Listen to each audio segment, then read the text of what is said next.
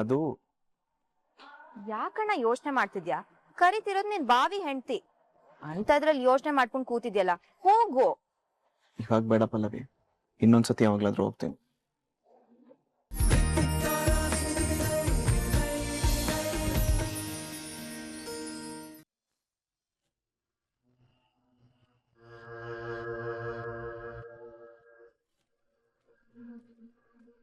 ಇದನ್ನೆಲ್ಲ ನೋಡ್ಕೊಂಡು ಬದುಕಿರೋದಕ್ಕಿಂತ ಬೇಗ ನನ್ನ ಕರ್ಕೊಂಡ್ಬಿಡೋ ಭಗವಂತ.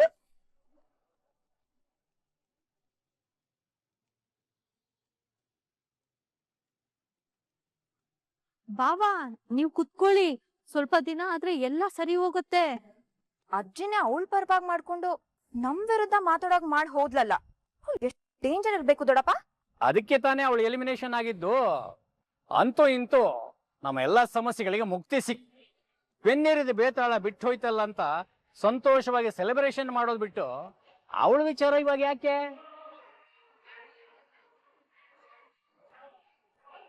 ಆದ್ರೂ ಝಾನ್ಸಿ ಅಷ್ಟೊಂದ್ ಮಾತಾಡ್ತಾಳೆ ಅಂತ ನನಗ್ ಗೊತ್ತಿರ್ಲಿಲ್ಲ. ನಮ್ಗೆ ಸಂಸ್ಕಾರದ ಬಗ್ಗೆ ಹೇಳ್ಕೊಂಡ್ ಬೈಕೊಂಡು ಹೋದ್ಲು. ಹೌದೌದು, ಗುಡುಗು ಮಿಂಚು ಸಮೇತ ಜೋರಾಗಿ ಮಳೆ ಬಂದು ನಿಂತು ಹೋದಾಗ ಆಯ್ತು. ಬಾವಾ, ಏನಾದ್ರೂ ಆಗ್ಲಿ, ಒಟ್ನಲ್ಲಿ ನನ್ ಮಗನ್ ಜೀವನದಿಂದ ದೂರ ಆಗೋದಕ್ಕೆ ಒಪ್ಕೊಂಡ್ಲು ತಾನೆ, ನನಗ ಅಷ್ಟು ಸಾಕು. ಇವಾಗ ಅವಳ ವಿಷಯ ಬಿಡಿ, ಮುಂದೇನ್ ಮಾಡೋಣ ಅದನ್ನ ಹೇಳಿ. ಮೊದ್ಲು ಖುಷಿನ ಹಂಚ್ಕೊಳ್ಳೋಣ, ಎಂಜಾಯ್ ಮಾಡೋಣ.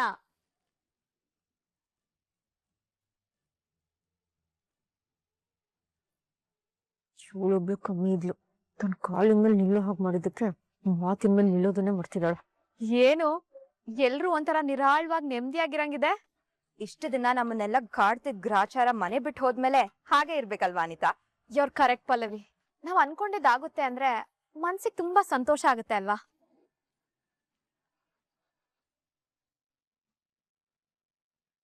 ಸರಿ ಅಮ್ಮ, ಹಾಗಿದ್ಮೇಲೆ ನಿನ್ ಮುಂದಿನ ಜೀವನ ಬ್ಯಾಕ್ ಟು ಸೇಮ್ ಸ್ಟೇಜ್ ತಾತ. ನನಗೆ ನಿನ್ ಮೊಮ್ಮಗಳು ಅಂತ ಹೇಳ್ಕೊಳ್ಳೋದ್ರಲ್ಲಿ ಹೆಮ್ಮೆ ಇದೆ. ಆ ಜೀವನದಲ್ಲಿ ಖುಷಿ ಇತ್ತು, ನೆಮ್ಮದಿ ಇತ್ತು. ಎಲ್ಲ ಬಿಟ್ಟು ಇಲ್ಲಿಗೆ ಬಂದು ಸಾಧಿಸಿದ್ ಏನೂ ಇಲ್ಲ ತಾತ, ಎಲ್ಲ ಕಳ್ಕೊಂಡಿದ್ದೆ. ಕಲ್ಪನೆಯ ಬದುಕು ದೂರದ ಬೆಟ್ಟ ಇದ್ದಾಗೆ, ಅದನ್ನ ನೋಡೋದಕ್ ಮಾತ್ರ ಚಂದ, ಆದ್ರೆ ಹತ್ರ ಹೋದಾಗ್ಲೆ ಅದು ಅನುಭವಕ್ಕೆ ಬರೋದು ಅನ್ನೋ ಮಾತು ಸತ್ಯ ತಾತ. ಆದ್ರೆ ಅಂತ ಹೋಗಿರೋದ್ರ ಬಗ್ಗೆ ಚಿಂತೆ ಮಾಡ್ಬೇಡ ತಾತ. ಕಳ್ಸಿರೋದು ಸಂಬಂಧ ಮಾತ್ರ. ನಿಮ್ ಮೊಮ್ಮಗಳು ನಿಮ್ ಕಣ್ಮುಂದೆನೆ ಇದ್ದಾಳೆ ಅಲ್ವಾ?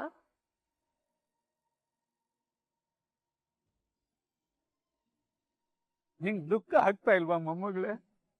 ತಾತ, ನನಗೂ ಮನ್ಸಿದೆ, ಭಾವನೆಗಳಿದಾವೆ. ಅಂದ್ಮೇಲೆ ದುಃಖ ಆಗೋದ್ ಸಹಜ ಅಲ್ವಾ ತಾತ? ಹಾಗಂತ ಕಣ್ಣೀರಾಗ್ತಾ ಕೂತ್ರೆ ಮುರ್ದೋಗಿರೋ ಸಂಬಂಧನ ಸೇರ್ಸೋದಕ್ಕಾಗತ್ತಾ? ಇಲ್ಲ ತಾನೆ? ಅದು ಹಾಗಲ್ಲ ಮೊಮ್ಮಗಳೇ. ಮನಸ್ಸು ಬಿಸಿಲಿದ್ದಾಗ ಆಡೋ ಮಾತುಗಳು ತಂಪಾಗಿರ್ಬೇಕು. ಆಗ್ಲೇ ಮುಂದಿನ ದಾರಿನ ಸರಿಯಾದ ನಿರ್ಧಾರ ತಗೊಳ್ಳೋದಕ್ಕೆ ಸಾಧ್ಯ ಆಗೋದು. ಇನ್ನು ನಿರ್ಧಾರ ಬದ್ಲಾಗಲ್ಲ ತಾತ. ಅವ್ರ ಮನ್ಸನ್ನ ಬದಲಾಯಿಸೋ ಅಷ್ಟ್ರಲ್ಲಿ ನಾನೇ ಬದ್ಲಾದೆ. ಅವ್ರು ಹಾಗೆ ಇದ್ದಾರೆ, ಮುಂದೆ ಕೂಡ ಹಾಗೆ ಇರ್ತಾರೆ. ಅವ್ರು ನನ್ ಬದಲಾವಣೆಗೆ ಬೆಲೆ ಕೊಡ್ಲಿಲ್ಲ ಅಂದ್ಮೇಲೆ ನನ್ ನೆಲೆ ಇರೋದಕ್ಕೆ ಅವಕಾಶ ಕೊಡ್ತಾರ ತಾತ. ಆದ್ರೆ ಒಂದೇ ಒಂದ್ ಸಂತೋಷ ಮತ್ತೆ ಸಮಾಧಾನ ಏನ್ ಗೊತ್ತಾ ತಾತ? ನೀನ್ ಯಾವಾಗ್ಲೂ ನನ್ ಮೊಮ್ಮಗಳ ಮದ್ವೆನ ಕಣ್ಣಾರೆ ನೋಡ್ಬೇಕು ಅಂತ ಆಸೆ ಪಡ್ತಿದ್ದೆ. ಆ ಒಂದ್ ಆಸೆ ಈಡೇರ್ತು ಅಲ್ವಾ, ಈ ಜೀವನಕ್ಕೆ ಅಷ್ಟು ಸಾಕು ತಾತ, ಅಷ್ಟು ಸಾಕು.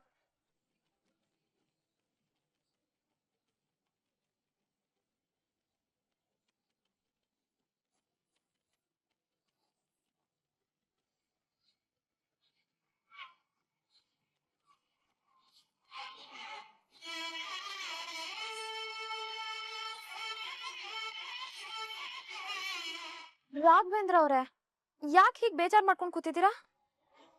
ಅದೇನು ಅಂದ್ರೆ, ಈ ಪ್ರವಾಹ ಬಂದು ಹೋದ್ಮೇಲೆ ಅದ್ರ ಎಫೆಕ್ಟ್ ಹಾಗೇ ಇರುತ್ತೆ ಅಂತ ಹೇಳ್ತಾರಲ್ವಾ, ಇದು ಹಾಗೇನೆ. ನಂಗ ಅರ್ಥ ಆಗ್ಲಿಲ್ಲ ಮಾವ. ಏನಿಲ್ಲ ಅನಿತಾ, ಆ ಝಾನ್ಸಿ ಮನೆಗ್ ಬಂದು ಬಾಯಿಗೆ ಬಂದಾಗ ಬೈದ್ ಹೋದ್ಲು, ಅದಕ್ಕೆಲ್ಲ ಬೇಜಾರ್ ಮಾಡ್ಕೊಂಡ್ರೆ ಹೇಗೆ ರಾಘವೇಂದ್ರ ಅವ್ರೆ? ಅವಳು ಬೇಜಾರಾಗೋ ತರ ಮಾತಾಡಿ ಹೋಗಿದ್ದಾಳಮ್ಮ. ಮಾತಾಡ್ಲಿ ಬಿಡಿ. ಇವಾಗ ಅವಳು ಫ್ರಸ್ಟ್ರೇಷನ್ ಅಲ್ಲಿ ಇರ್ತಾಳೆ. ಆ ಫ್ರಸ್ಟ್ರೇಷನ್ ಇಂದ ಈ ತರ ಎಲ್ಲ ಮಾತಾಡಂಗ್ ಆಗಿರುತ್ತೆ. ಅದಕ್ ನಾವ್ ತಲೆ ಕೆಡ್ಸ್ಕೋಬಾರ್ದು. ಇವಾಗ ನಮಗ್ ಬೇಕಾಗಿರೋದ್ ಸಿಕ್ಕಿದೆ ತಾನೆ, ಅದಕ್ ಖುಷಿ ಪಡ್ಬೇಕು. ನೀನ್ ಬರೋಕ್ ಮುಂಚೆ ನಾವ್ ಇದೇ ವಿಷಯ ಮಾತಾಡ್ತಾ ಇದ್ವಿ ಕಣಮ್ಮ. ಇವಾಗ ನಮ್ ದಾರಿ ಕ್ಲಿಯರ್ ಆಗ್ತಿದೆ ತಾನೆ, ಅದಕ್ಕೆ ಸಂತೋಷ ಪಡೋಣ ಬಿಡಿ. ಸೊ ನಾವಿಬ್ರು ಜೊತೆ ಆಗಿ ಈ ಸಂಭ್ರಮನ ಶೇರ್ ಮಾಡ್ಕೋಬೇಕು. ಅದಕ್ಕೆ ನಾವಿಬ್ರು ಹೊರಗಡೆ ಹೋಗಿ ಬರೋಣ ರಾಘವೇಂದ್ರ ಅವ್ರೆ. ಸಾರಿ, ಇವಾಗ ನನ್ಗೆ ಯಾಕೋ ಮನ್ಸು ಸರಿಗಿಲ್ಲ. ಮನ್ಸ್ ಸರಿ ಇಲ್ಲ ಅಂದ್ರೆ ಹೇಗ್ ರಾಘವೇಂದ್ರ ಅವ್ರೆ? ಇಂಥ ಟೈಮಲ್ಲಿ ನೀವ್ ಇಷ್ಟಪಟ್ಟವ್ರ ಜೊತೆ ಸುತ್ತಾಡ್ಬೇಕು. ಆಗ್ಲೇ ಮನ್ಸ್ ಸರಿ ಹೋಗೋದು, ಕಹಿ ಘಟನೆಗಳೆಲ್ಲ ಮರ್ತೋಗೋದು. ಅದು ಯಾಕಣ್ಣ ಯೋಚನೆ ಮಾಡ್ತಿದ್ಯಾ? ಕರಿತಿರೋದ್ ನಿನ್ ಬಾವಿ ಹೆಂಡ್ತಿ ಅಂತದ್ರಲ್ಲಿ ಯೋಚನೆ ಮಾಡ್ಕೊಂಡ್ ಕೂತಿದ್ಯಲ್ಲ, ಹೋಗು. ಇವಾಗ ಬೇಡ ಪಲ್ಲವಿ, ಇನ್ನೊಂದ್ಸತಿ ಯಾವಾಗ್ಲಾದ್ರೂ ಹೋಗ್ತೀನಿ. ಅಲ್ವೋ ರಾಘು, ಪಾಪ ಅನಿತಾ ಅಷ್ಟೊಂದು ಆಸೆ ಪಟ್ಟು ಕರಿತಿದ್ದಾಳೆ, ಹೋಗೋ. ಏನೇ ಯೋಚನೆ ಮಾಡ್ತಾ ಇದೀಯಾ? ಹೆಂಡತಿ ಆದವಳು ಕರಿಬೇಕಾದ್ರೆ ಇಲ್ಲ ಅಂದೆ ಹೋಗ್ತಾ ಇರ್ಬೇಕು, ಅದೇ ಧರ್ಮ. ಸರಿ ಆಯ್ತು, ನಡೀರಿ.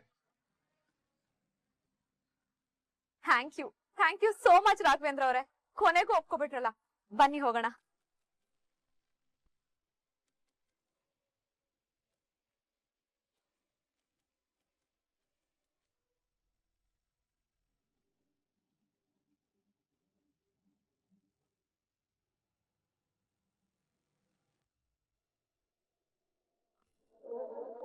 ಏನಾಯ್ತಮ್ಮ ಝಾನ್ಸಿ?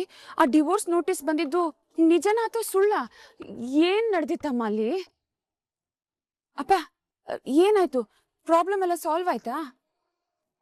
ಝಾನ್ಸಿ, ಇದೆಲ್ಲ ಸುಳ್ಳು ಅಂತ ನೀನ್ ಹೇಳು, ನಾನ್ ನಂಬ್ತೀನಿ. ಇದೆಲ್ಲ ತಮಾಷೆಗ್ ತಾನೇ ಮಾಡ್ತಿರೋದು, ಹೇಳಮ್ಮ ಝಾನ್ಸಿ.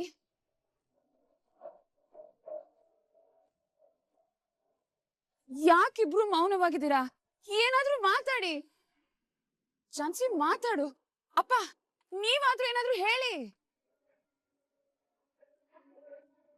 ನಾನ್ ನಿಮ್ ಗಂಡದ ಮನೆಗೆ ಹೋಗಿ ಬರಲ್ಲ. ಒಂದ್ ವೇಳೆ ಏನಾದ್ರೂ ಸಮಸ್ಯೆ ಇದ್ರೆ ನಾನು ಅದನ್ನ ಸರಿ ಮಾಡ್ಲಾ? ಬೇಡಮ್ಮ, ಯಾಕಪ್ಪ? ಅದರ ಅವಶ್ಯಕತೆ ಇಲ್ಲ. ಅದೇ ಯಾಕೆ? ಮಾತುಕತೆ ಎಲ್ಲ ಮುಗ್ದು ಹೋಗಿದೆ, ಸಂಬಂಧ ಮುರಿದು ಹೋಗಿದೆ.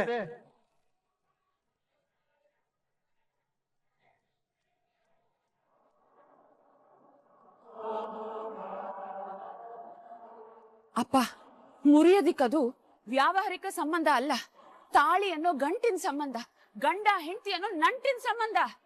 ಪವಿತ್ರವಾದ ಗಂಟಿಗೆ ಬೆಲೆ ಕೊಟ್ಟಿಲ್ಲ, ಸಂಬಂಧದ ನೆಂಟಿಗೆ ಬೆಲೆ ಕೊಟ್ಟಿಲ್ಲ ಅಂದ್ಮೇಲೆ ಬಿಟ್ಟು ಬರೋದ್ ಬಿಟ್ಟು ಬೇರೇನು ಉಳಿದಿಲ್ಲಮ್ಮ.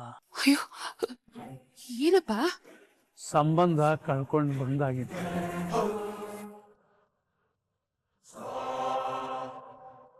ಚಾನ್ಸಿ ಇನ್ಮೇಲೆ ಮನೇಲೇ ಇರ್ತಾಳೆ. ಈ ವಿಚಾರವಾಗಿ ಯಾರು ಮಾತಾಡೋದು ಬೇಡ.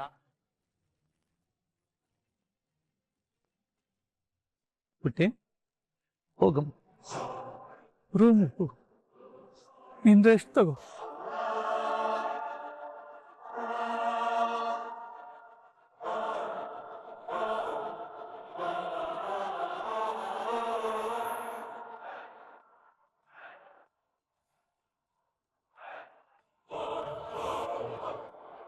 ಯಾಕೆ ಹಾಗೆ ನಿಂತಿದ್ದೀರಾ? ಕಮಾನ್, ಆರ್ತಿ ಮಾಡಿ. ನೀವ್ ಮಾಡಲ್ಲ ಅನ್ಸುತ್ತೆ, ಯಾಕೆಂದ್ರೆ ನೀವ್ ಮಾಡೋದು ಬರೀ ನಿಮಗ್ ಸಪೋರ್ಟ್ ಮಾಡೋರಿಗೆ ಮಾತ್ರ ಅಲ್ವಾ? ಪರವಾಗಿಲ್ಲ, ನನಗೇನ್ ಬೇಜಾರಿಲ್ಲ. ನೀವ್ ಮಾಡ್ಲಿಲ್ಲ ಅಂದ್ರೆ ನೀವ್ ತಗೊಂಡ್ ಬಂದಿರೋ ಆರ್ತಿ ವೇಸ್ಟ್ ಆಗ್ಬಾರ್ದಲ್ವಾ? ಅದಕ್ಕೆ ನಮ್ಮಿಬ್ರಿಗೆ ನಾವ್ ಆರ್ತಿ ಮಾಡ್ಕೋತೀವಿ. ಯಾಕ್ ರಾಘವೇಂದ್ರ ಅವ್ರೆ, ನೀವು ಬನ್ನಿ.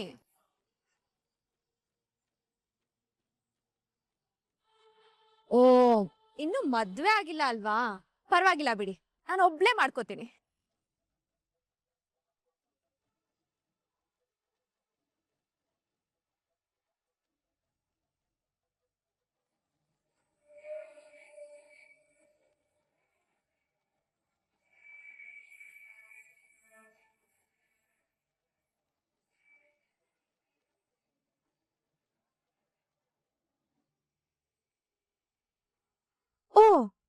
ನೀವ್ ತಿಲಕ ಎಲ್ಲ ಇಡಲ್ಲ ಅಲ್ವಾ? ಪರವಾಗಿಲ್ಲ ಬಿಡಿ, ನಾನೇ ಇಟ್ಕೋತೀನಿ.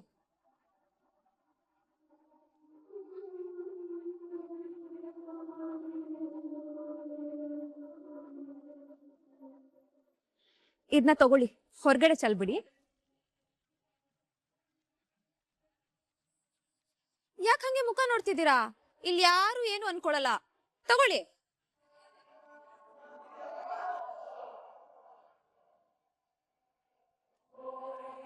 ನೋಡಿದ್ರ, ಯಾವ್ದು ಯಾರಿಗ್ ಸಲ್ಬೇಕೋ ಅವ್ರಿಗೆ ಸಲ್ಲೋದು. ನೀವ್ ಸೋಲಿನ ದಾರಿಲಿರೋಳ್ಗೆ ವಿಶ್ ಮಾಡಿ ಆರತಿ ಮಾಡ್ಬೇಕು ಅನ್ಕೊಂಡ್ರಿ, ಆದ್ರೆ ಗೆಲುವಿನ ದಾರಿಲಿರೋಳ್ ನನಗೆ ಅದು ದಕ್ತು.